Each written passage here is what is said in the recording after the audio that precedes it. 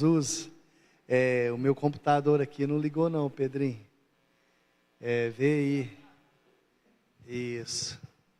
Precisa de um adaptador? Então vê aí. Eu acho que não dá não. Descobre aí. Queridos, vocês estão com a expectativa em Deus hoje? Quantos aqui estão? Eu estou com a expectativa em Deus. E quando eu saí de casa, eu falei, Senhor, fala comigo de uma forma especial. Mas antes de nós compartilharmos a palavra, você pode vir pelo menos umas 3 cadeiras para frente. Se vir, né, tem uns que está assim, já está aqui na frente, você pode vir pelo menos 2 cadeiras. Aqui, ó, pertinho, é tão bom. Lu, você ajuda ali os meninos. Ah, achou aí? Ou não?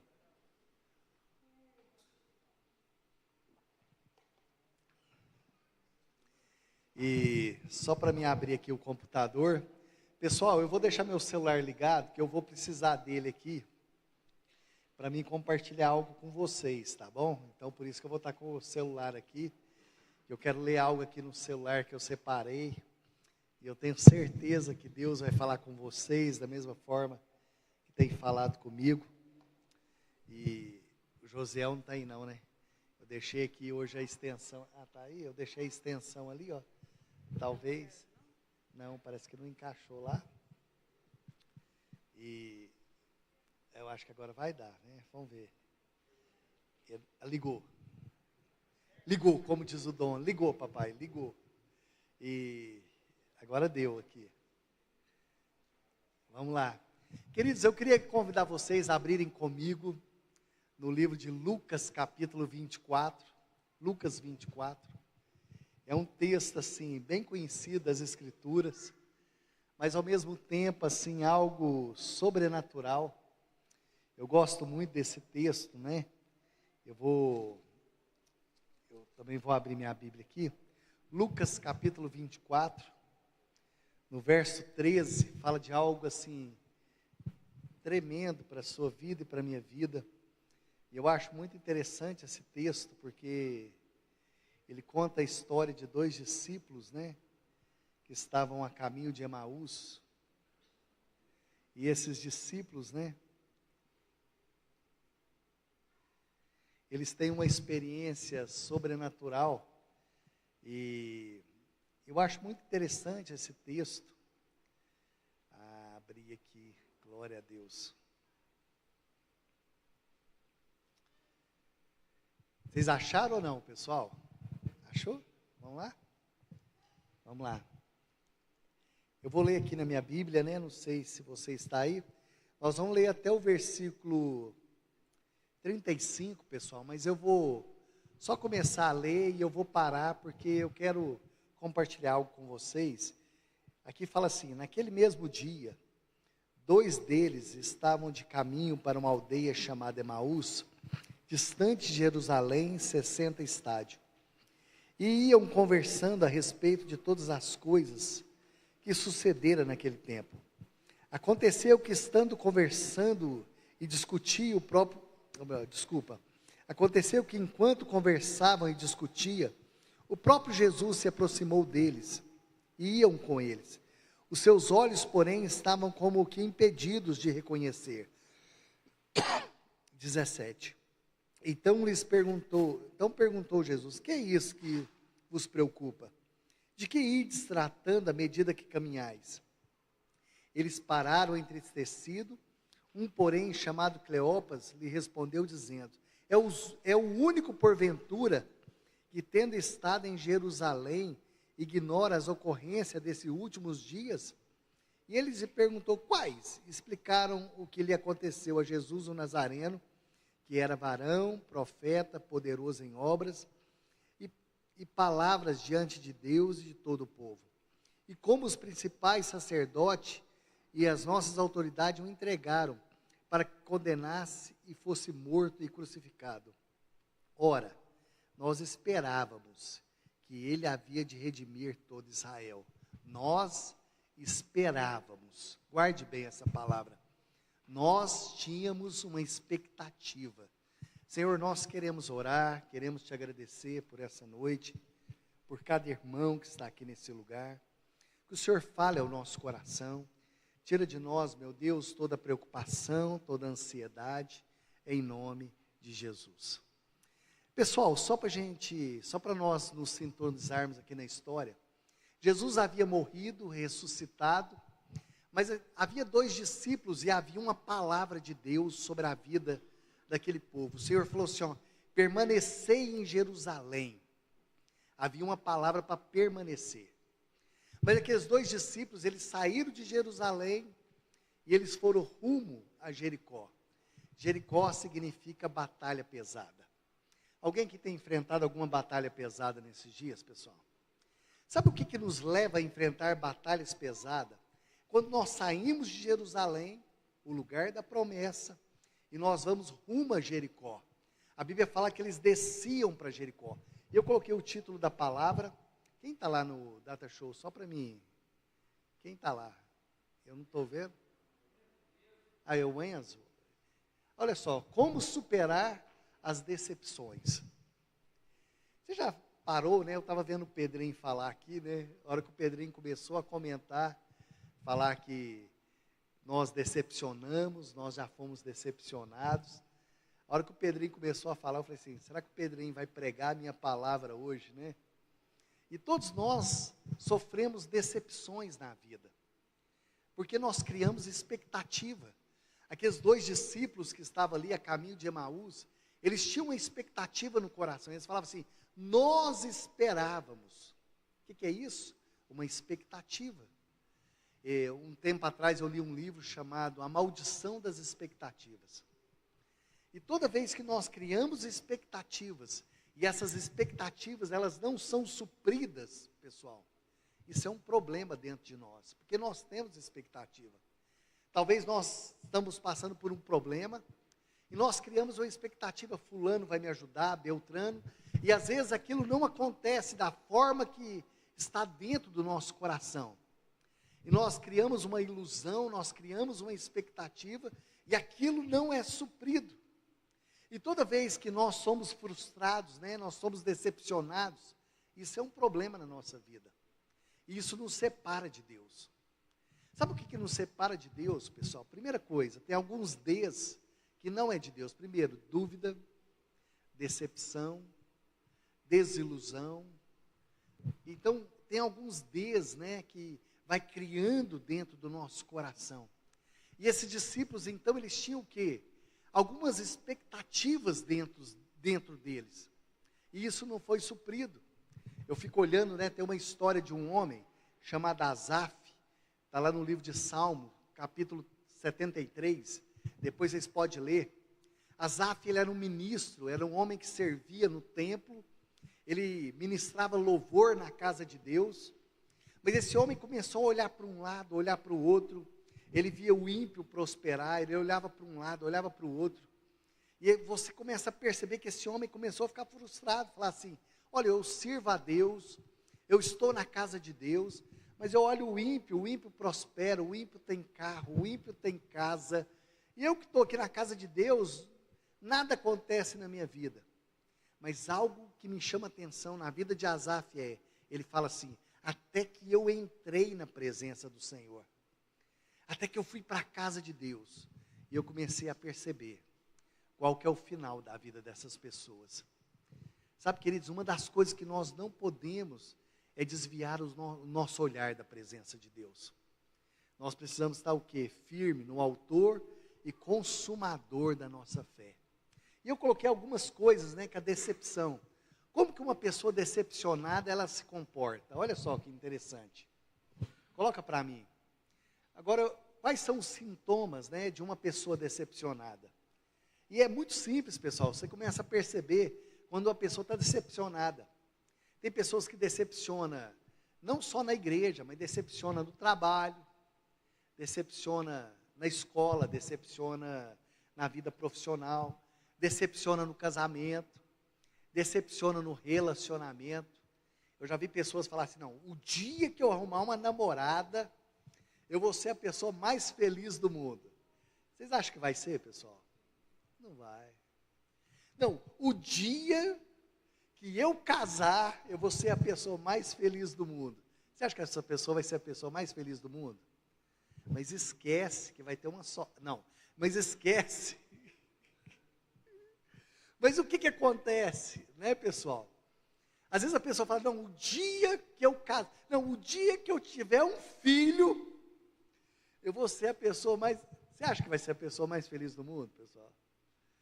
Deixa eu falar aqui, ó, deixa eu ver quantos casados aqui, deixa eu ver, casado. Quem tem filhos? Deixa eu ver, quem tem filho? Quem que já passou noites em claro? Já passou noites em claro ou não, pessoal? Pessoal, eu descobri que criança, né? Você fala assim, você pega aquele pacotinho, né? Aquele pacotinho nos seus braços, fica durinho, não é assim? E a criança, pessoal, ali, quando ela tem de 1 ano e meio até 7 anos, ela tenta morrer todo dia, pessoal. Tenta, eu estou falando sério. Hoje, da boca do Dom, do meu filho, eu ranquei um monte de coisa. Sabe que as ventosas que prega na parede? Eu peguei umas 3 dentro da boca dele. Esses dias ele puxou o banco lá, a Bruna nem sabe disso, espero que ela não esteja nem ouvindo. A hora que eu olhei, ele estava em cima da mesa.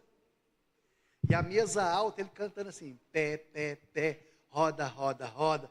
A hora que eu vi, Luciano, estava faltando isso aqui para cair de cima da mesa. A hora que eu vi, eu não sabia se eu corria para pegar o menino ou se eu desmaiava. Então a criança, até os 7 anos, ela tenta morrer todo dia. Você olha a criança, ela puxa a cadeira e sobe em cima de uma mesa de vidro. É assim ou não, pessoal? Você tem que ficar vigiando 24 horas. Depois você olha, né? A criança cresce ali. E dos 14 para frente, os pais aí me falam. Emburrado, não é? Mas aqui, ó, quem tem filha mulher aqui, deixa eu dar uma dica para os pais aqui, ó. Você faz uma oração e fala, Deus, quando ela interessar por um rapaz, o primeiro rapaz eu vou oferecer como sacrifício vivo no teu altar. Tem que ser assim, não tem? Olha lá o Henrique falou assim, amém. O Henrique já gostou, né? A Melinda, eu olho, põe a mão na barriga e fala assim, minha filha, o primeiro namorado seu eu vou oferecer como sacrifício vivo diante do altar do Senhor. A Bruna fala assim, amor, não fala isso não. Olha lá, gostou, né, Guilherme? Gostou lá, o Guilherme está assim, está rindo, né? Mas o que acontece, pessoal? Quais são, né, os sintomas de uma pessoa decepcionada? A primeira coisa que eu percebo de uma pessoa, ela se afasta da comunhão. Você pode ver que a pessoa se afasta da comunhão. Ela não quer ter comunhão com as pessoas, ela não quer estar no meio. Aqui diz assim, naquele mesmo dia, 2 deles estavam a caminho de uma aldeia chamada Emaús, distante de Jerusalém. Jerusalém significa o quê? O lugar da paz. Mas aqui, né, estava indo, né, Emaús significa o quê? Batalha pesada. Então, quantas pessoas têm se afastado da comunhão? A Bíblia diz que na comunhão, Deus derrama da sua bênção e da vida para sempre. Eu acho muito interessante, pessoal. Coloca para mim a foto daquela série. Tem uma foto, olha só que interessante. Isso, esse outro daqui não, esse aqui é Flávio José. Essa é depois, mas tá bom. Alguém já assistiu essa série chamada Ruptura? Não, pessoal? Acho que é Apple TV+. Acho que é isso mesmo. Para os empresários aqui, viu, Dudu? É muito boa essa série. Porque essa série fala de pessoas que tiveram uma ruptura. Então, quando elas chegam no trabalho, que elas entram dentro do elevador, e elas chegam no trabalho, elas se transformam. Elas são uma pessoa, eu não vou contar aqui não, para não estragar. Mas para quem é empresário aqui, é muito interessante. As pessoas, quando elas entram dentro do elevador e chegam no trabalho, elas mudam a mentalidade. E quando elas voltam para casa e entram no elevador, elas voltam quem elas são. Só que elas não lembram o que aconteceu no trabalho e nem lembram quando está no trabalho quem elas são no dia a dia. Eu acho que deve estar na 3ª temporada. Então chama ruptura. E sabe uma coisa que eu percebo? Tem muitas pessoas, né? O dia que eu vi aqui, eu acho que eu assisti só um episódio, Depois eu li um pouquinho da história. Sabe que tem muitas pessoas que parece que pertencem a essa série, Ruptura, muitos cristãos, que às vezes quando chega na igreja é uma pessoa e quando volta para casa durante a semana é outra pessoa. Eu lembro um dia que tinha um jovem, né, que nós estávamos trabalhando com ele, e a mãe dele é muito doce e tal, e eu fui buscá-lo para a célula. A hora que eu bati no portão, eu falei assim, fulano. A hora que eu bati no portão, eu falei, fulano, a mãe dele falou assim, o que você quer? O que você está fazendo aqui na porta? Começou a gritar, e ela pegou uma vassoura, pessoal, e veio na porta. Quando ela chegou no portão, que ela me viu, ela falou assim, ô pastor Eltinho. Pessoal, a hora que eu chamei a pessoa, essa mulher, ela transformou, né? Falou, que bom que você veio aqui em casa. E eu fico vendo essa série chamada Ruptura, né? Eu fico vendo que é mais ou menos assim. Ela falou assim, não, é porque eu pensei que era o vizinho que estava aqui do lado. Eu fiquei pensando, será que o vizinho do lado, ela trata de uma forma, e as pessoas, ela trata de outra forma, né? E essa série fala um pouquinho sobre isso, né? Como as pessoas se comportam no trabalho, e nós achamos que ser espiritual é só aqui na igreja. E nós esquecemos que trabalhar também é um lugar também abençoado. Porque sabe que o trabalho foi feito por Deus? Ah, pastor, trabalho não é de Deus. O Senhor disse para Adão, diz assim, cultivai e guardar. Cultivar é o quê? Trabalho. E quando nós fazemos daquele lugar um lugar abençoado, eu fico olhando a vida de José. José, ele sabia que aquilo que ele fazia, ele colocava as mãos e Deus abençoava. Então a primeira coisa que eu vejo, né, nós não podemos perder o quê? O lugar de comunhão. Depois vocês procuram saber um pouquinho sobre essa série, viu, Rogerinho? Depois você que gosta, dá uma explanada, vocês vão gostar dessa série, que fala sobre trabalho, viu, Dudu? A pessoa que é uma coisa em casa, e quando ela chega no trabalho, ela é outra pessoa. E quando ela entra dentro do elevador, ela transforma novamente, né? Coloca aí para mim o próximo, fazendo um favor. Olha só, uma pessoa decepcionada, ela tem o quê? Comentários contínuos sobre a decepção. E ia conversando a respeito de todas as coisas sucedidas. Uma pessoa decepcionada, ela só fala sobre aquele problema. A Bíblia fala que eles iam conversando e falando só daquele problema. Ficava alimentando aquilo dentro do coração.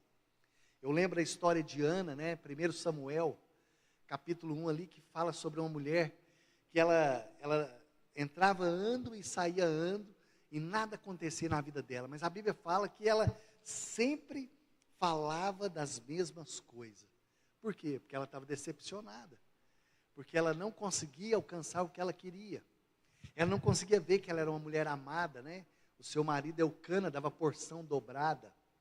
E ela não conseguia perceber o quanto ali ela era amada, que Deus estava com ela. Sabe, queridos, eu fico olhando e vendo, né? A bondade de Deus todos os dias da nossa vida. Talvez nós focamos somente no problema, mas nós não conseguimos ver o quão Deus nos ama e Deus tem nos abençoado. Lu, você me ajuda aqui, fazendo um favor? Então aqui, comentários contínuos, né? Às vezes eles ficavam falando de todas as coisas, das coisas ruins. Coloca o próximo para mim, fazendo um favor.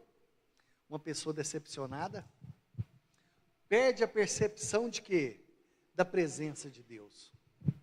Sabe, queridos, aquilo que nós falamos revela algumas coisas dentro de nós.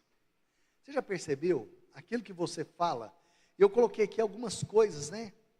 Que nós falamos, né? O que nós temos falado nesses dias?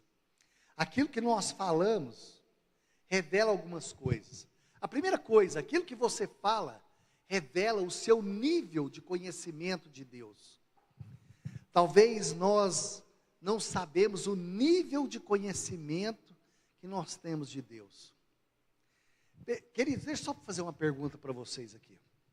Se amanhã nós não tivermos mais essa palavra nas nossas mãos, qual que é o versículo que você guarda dentro do seu coração? Qual que é o versículo? Se eu te perguntar, Dudu, qual que é o versículo que você guarda no seu coração? Não, levanta e fala, tem que falar alto, vamos lá.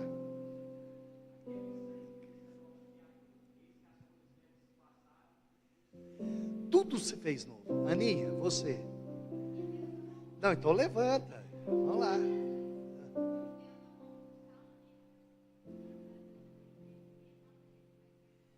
João 3:16. Você, Roberto, você, qual que é o texto que está no seu coração? Hã? Não, levanta aí.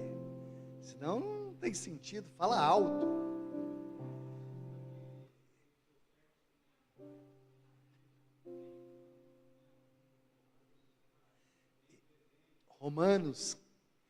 Romanos 8, a partir do 30, 29, né?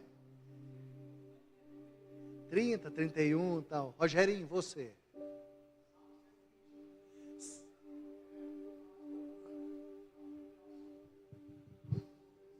O meu socorro vem do Senhor. Henrique, você. Eu e minha casa serviremos ao Senhor. Lara, você. Hã? Ficou nervosa, Lara? Vamos lá, Guilherme, você lembra? Ou você também ficou nervoso? João 3,16. Leno, você. Não te ordenei, seja forte e corajoso. Josué, capítulo 1, não é? Você, José, ó.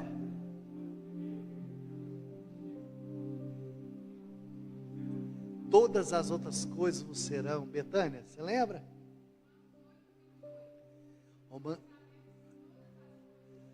Coopera para o bem. Você não é mais, deixa para lá. Vamos lá, Maico, você.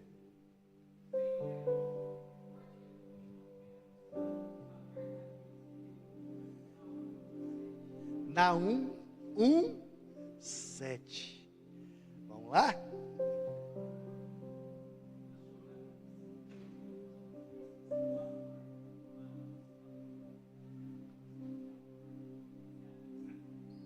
Olha só, eis que estou à porta e bato. Você, Marcão, você ia falar?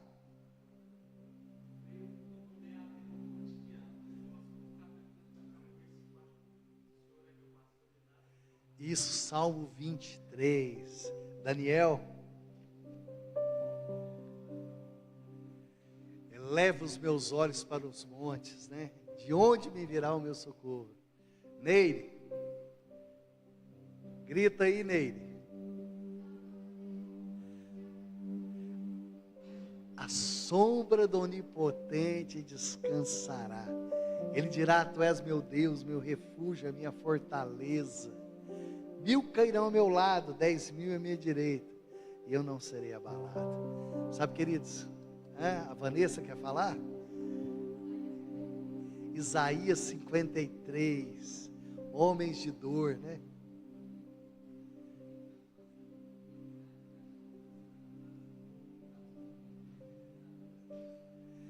E talvez o versículo 12, 13, para mim, é um dos mais belos. E ele verá o fruto do seu penoso trabalho, né?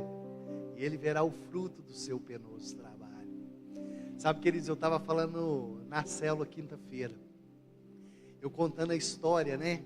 Talvez ali durante a Segunda Guerra Mundial, não sei se é a Segunda Guerra Mundial, um casal havia acabado de casar ali e tal, uma jovem que tinha sonho de ser mãe, e ela, no meio daquela guerra, né, ela estava ali nos Estados Unidos, e estava ali na sala da sua casa, Luciana, e ela preocupada, falou: como que eu vou ser mãe, no meio desse tumulto todo, como que eu vou viver?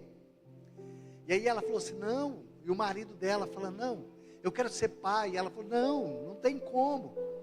Passou 1 mês, 2, e de repente, aquilo que ela mais temia no coração, E aquilo que o marido mais sonhava aconteceu.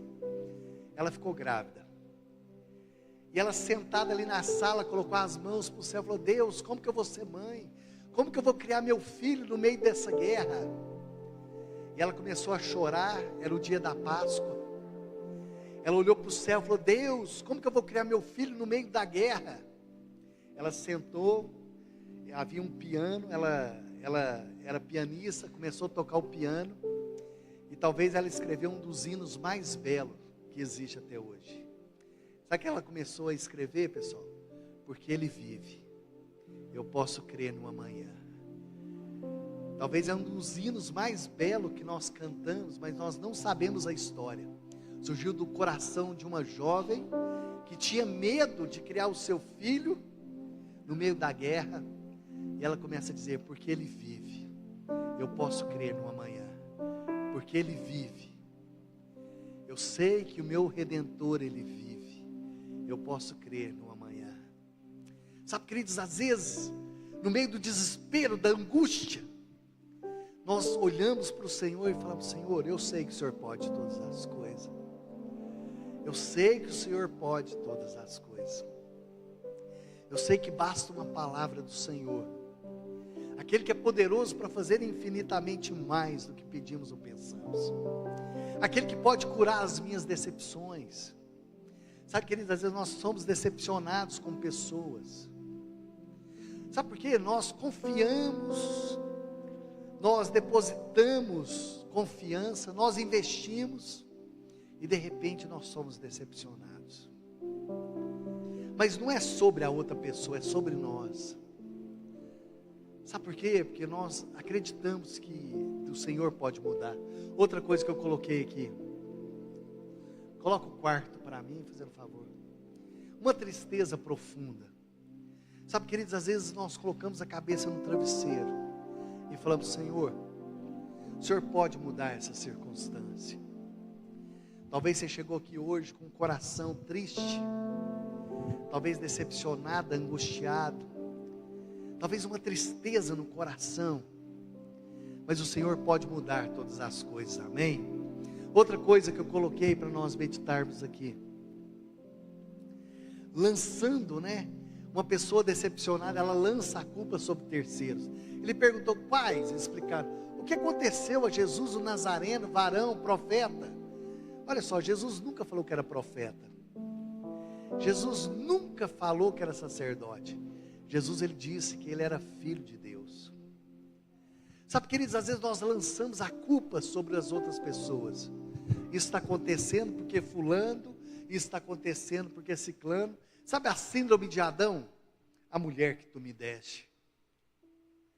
Mas quando nós estamos focados no Senhor, nós não achamos culpado, nós achamos a solução de todos os problemas, amém? Aqui então, ele estava lançando a culpa, nós achávamos, coloca o cesto para mim, fazendo um favor. Eles perderam a esperança. Queridos, uma das coisas que nós não podemos perder é a esperança. Sabe, porque Ele vive. Nós podemos crer no dia de amanhã, amém? Todas as coisas cooperam para o bem daqueles que amam ao Senhor, que são chamados segundo o seu propósito. Quer ver outra coisa que eu coloquei para nós meditarmos? Olha só, a incredulidade. É verdade também que algumas mulheres das que estavam conosco nos surpreenderam, tendo ido de madrugada ao túmulo e não achando o corpo de Jesus, voltaram dizendo ter tido uma visão de anjos, os quais afirmavam que Ele vive. De fato, alguns dos nossos foram ao sepulcro e verificaram a exatidão do que disseram as mulheres, mas não o viram. Sabe, queridos, eu coloquei, não sei se vocês viram aquela foto, se tiver como, Flávio Josefo. É um homem que não era cristão. Ele viveu 37 anos depois de Cristo. Viveu até o ano 100. Flávio Josefo, se tiver como colocar a foto dele para mim. É tão interessante, queridos, que ele fala assim, que a história de Cristo, que as pessoas falaram, viram Ele depois da morte, depois da ressurreição, Em 1 Coríntios capítulo 15 fala que 500 pessoas viram ele depois de morto, ressuscitado, porque ninguém dá a vida para algo que não acredita.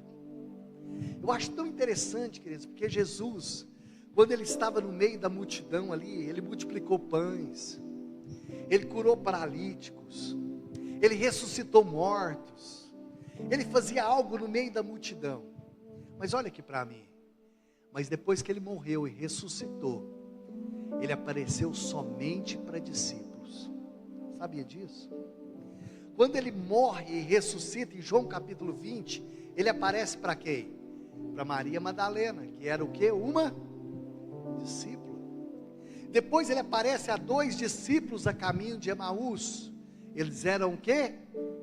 Discípulos. Depois os discípulos estavam trancados ali, Jesus passa para a porta, ele chega lá no meio, eles eram o quê? Discípulos. Depois ele aparece para um homem chamado Tomé, por mais que ele era incrédulo, mas ele era o quê? Discípulo.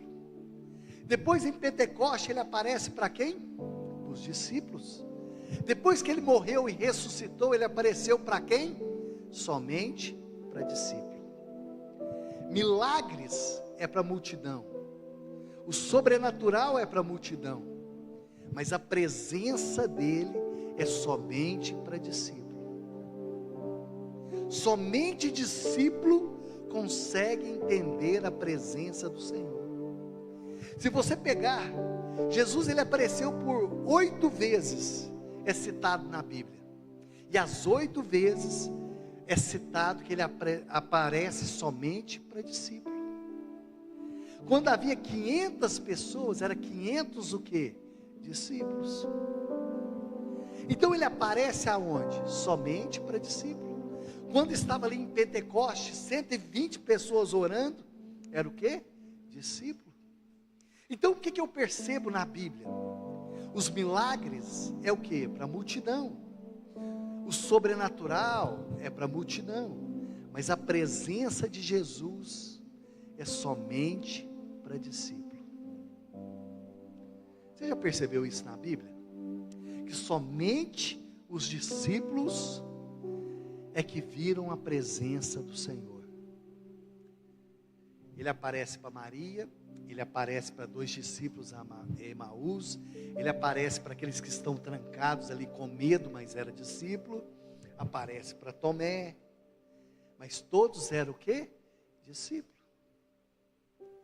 Aparece ali para João, que está ali nadando, né?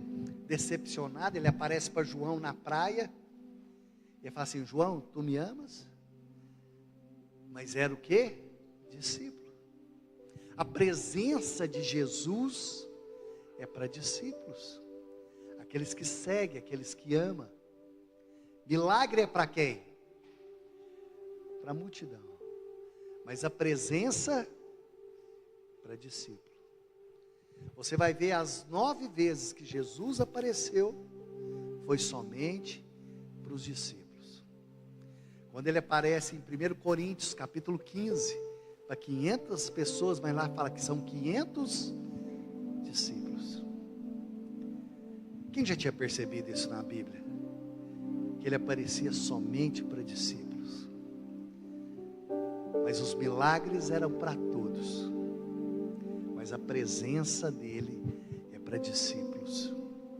Outra coisa que eu vejo, eu falei de Flávio José. Coloca o próximo para mim, para nós terminarmos. Próximo slide.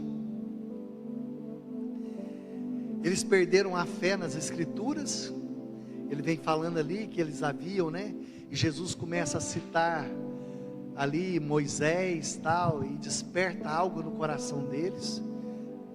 9. Olha só que interessante o 9. O próximo.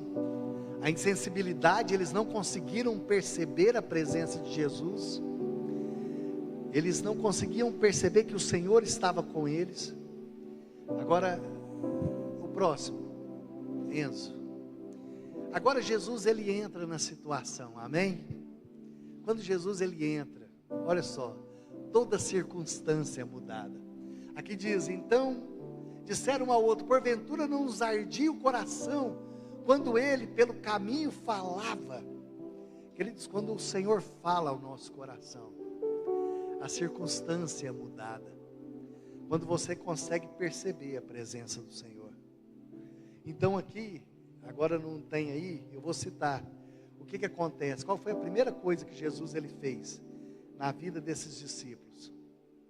A primeira coisa que Jesus ele fez, né? Ali Jesus entra na situação, verso 29, Jesus fica com eles. Jesus restaura a comunhão novamente. Havia uma comunhão.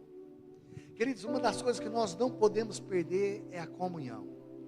A Bíblia diz no Salmo 133, ó quão bom e agradável estarmos juntos.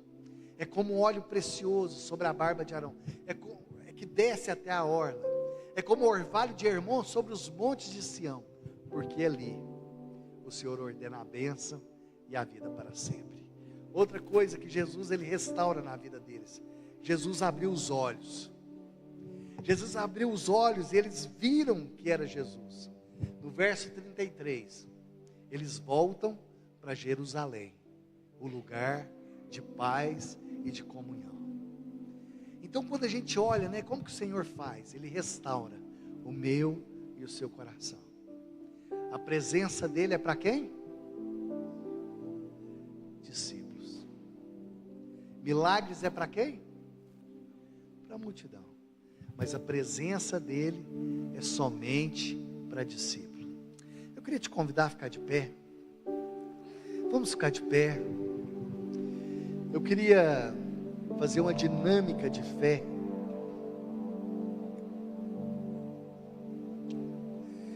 Eu queria te convidar você, procure alguém, se ajunte com uma pessoa, com duas, com três, se ajunte com alguém agora.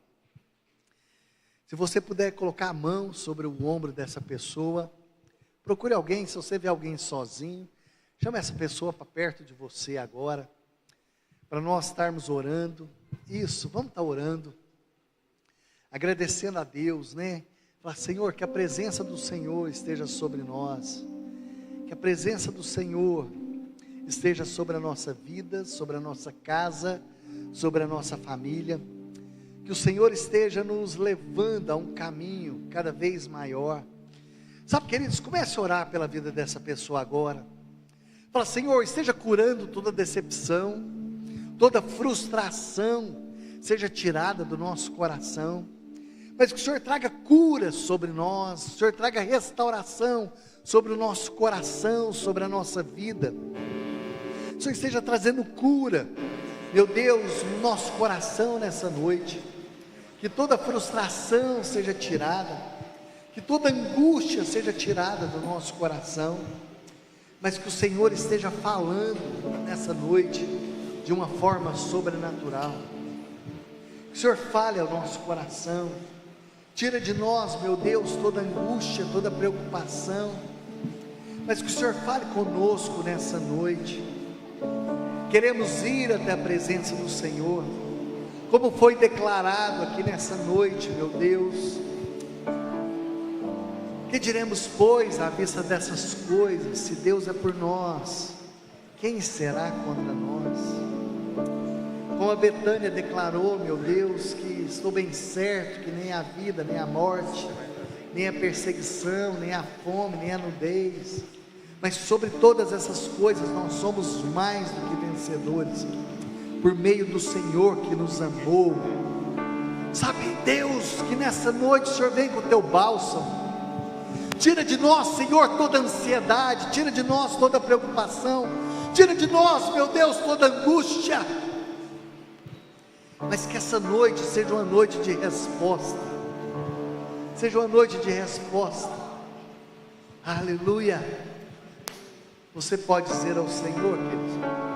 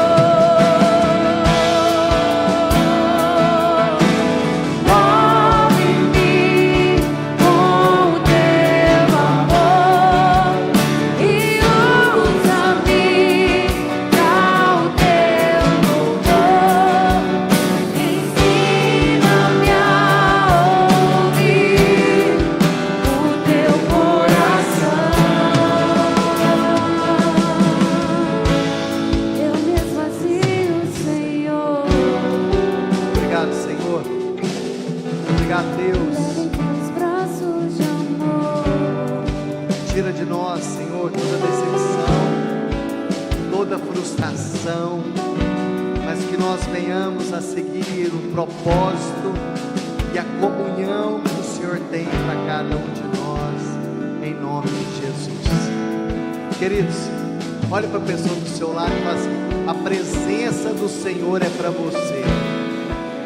A presença do Senhor é para você. Amém?